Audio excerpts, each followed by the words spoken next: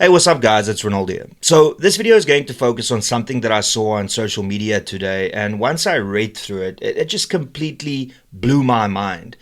And the reason for that is because of the level of self-sabotage that is taking place at the Democratic Alliance. Now, before we get into this video, please be sure to subscribe. It's absolutely free, it won't cost you anything. And the overwhelming majority of you that regularly watch my content aren't subscribed, so you can fix that by just clicking the subscribe button.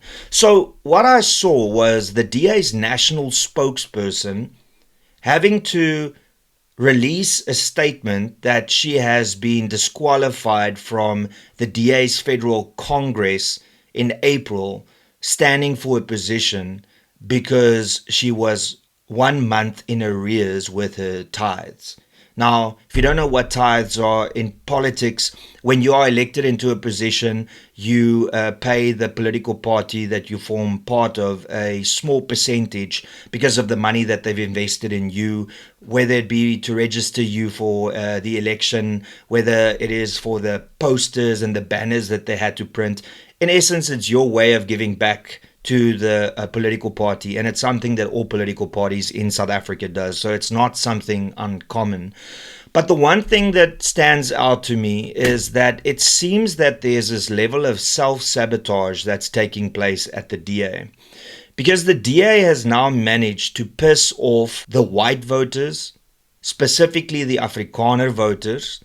They have been able to piss off the colored voters, and they have now pissed off the black voters. And the one thing that the DA has been fighting against for a very long time was the stereotype that it's a white party.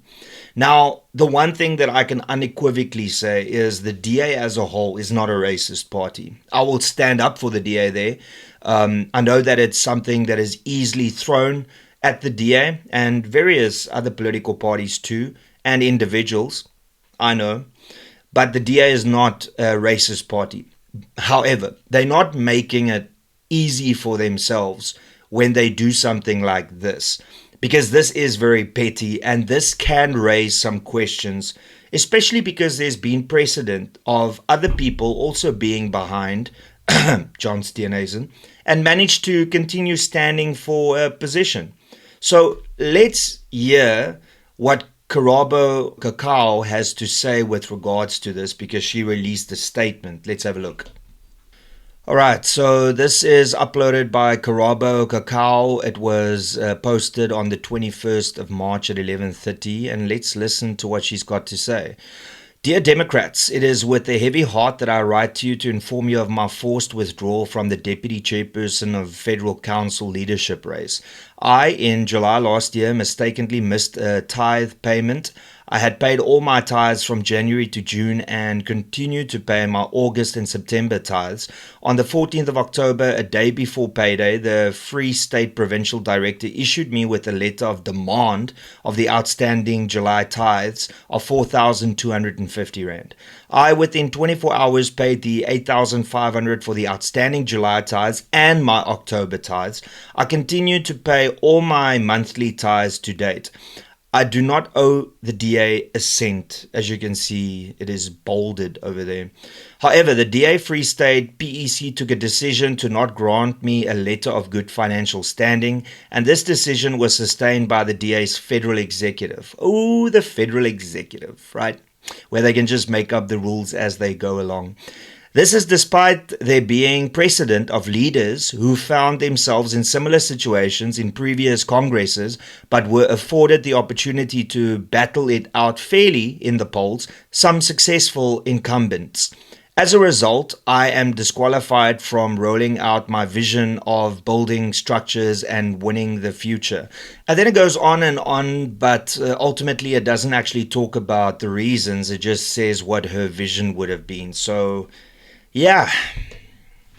Oh, okay. I mean, I don't know why I really care anymore, but it's just frustrating to see like the self-sabotage.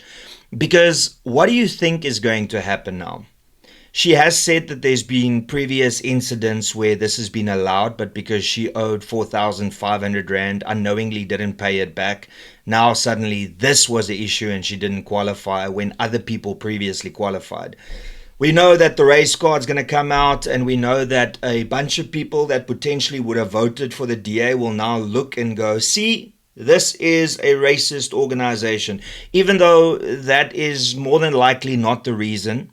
But ultimately, it's just the DA self-sabotaging. And I should actually be happy about it, because I form part of a different political party. But I just don't understand the reasoning behind this absolute insanity. You have John Steenhuisen, that is the Minister of Agriculture, that is working against farmers and failing them with the foot and mouth disease outbreak and dealing with the vaccines. And then he calls some of the Afrikaans, Boere, MAGA people, and you've got these derogatory terms that the minister is throwing at the people that he is supposed to represent.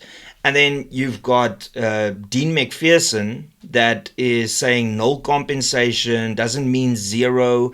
You've got Siviwe Garube, who's the Minister of Basic Education, implementing Bella, which the DA, strangely enough, said that they're going to fight tooth and nail.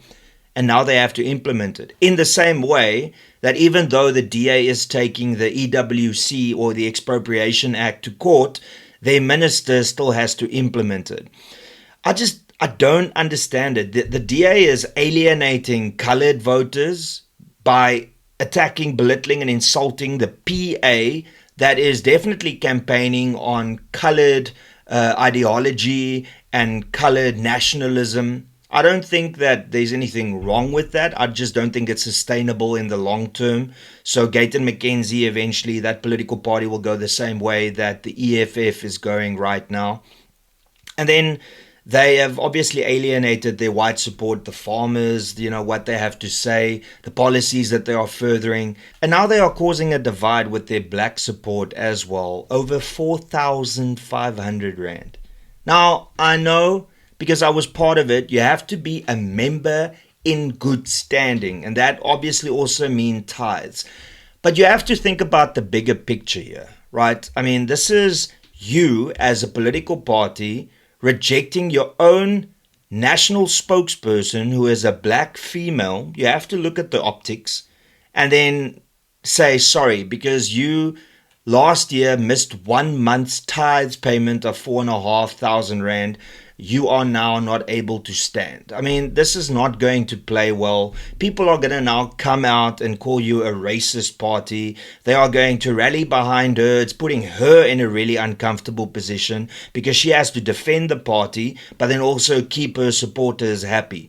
And this is why I'm saying the DA does not have a clue what it wants to do at the moment.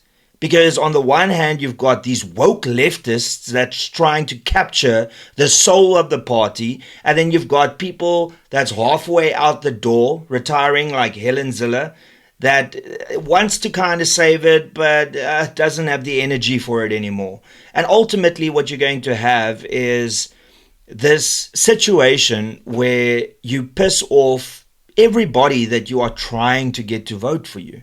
Especially with their focus being on the 2026 and 2029 elections, in which they are going to focus on getting more black support. This is not something that's going to assist them in any way, shape, or form. Now, I'm not saying this to try and help the DA because, after what the DA did to me, I don't really care what happens to the DA. I just look at it from somebody that was within the organization and going, if this type of stuff happened when I was still part of the DA, everybody would have been fired. It's very clear that the DA does not know what it wants to do because you've got your woke leftists in the organization and you've got your relatively center-right, even a little bit conservative people that don't want to come out and say it publicly in the DA that's fighting for the soul of the organization. And what they are doing is they are causing black support to turn their backs on them, white support, specifically Afrikaners, turning their backs on them, and colored supporters turning their backs on them. And I'm not sure why they are keeping these individuals in the positions that they are in right now, because I would say that this is the worst position that the DA has been in since the 1994 election, in which they were nearly wiped off the face of the earth. So the fact that all of this over tithes of 4,250 Rand, it's just so idiotic. But then again, that seems to be what the DA has become. Ultimately, this is just yet another massive own goal by the Democratic Alliance, and it's self-inflicted. Like everything that they've been doing recently is self-inflicted. So if I was somebody in the DA, I would ask, guys, like, do we have sleeper agents here? You know, all the EFF and ANC people that we've accepted into our ranks, are they perhaps sabotaging the DA?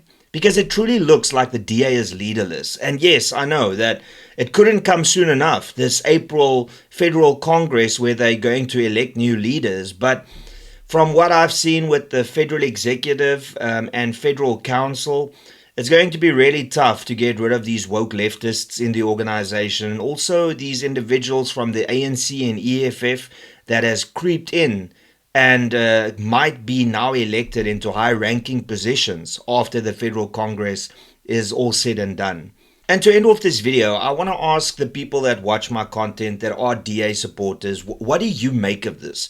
What is this outcome for you? And do you have more faith in the DA or do you have less faith in the DA? And, you know, give an explanation. I would love to hear it. You know, you can attack me and insult me, and that's fine. But then on the second paragraph, you know, I would like to know what DA voters are thinking with regards to this. And that's pretty much all I got to say. Thank you so much for tuning in. Smash that like button. Share this video far and wide. Please don't forget to subscribe to this channel. Remember, it's absolutely free. If you would like to financially support my channel, however, you can give a super thanks by clicking the $ somewhere below here and then selecting an amount and pressing enter. Or you can become a member to this channel by clicking the join button below. That'll cost you 39.99 a month, and you get some perks that you can also see by just clicking that link. And that's all I got to say, everybody. Till later, cheers and peace out.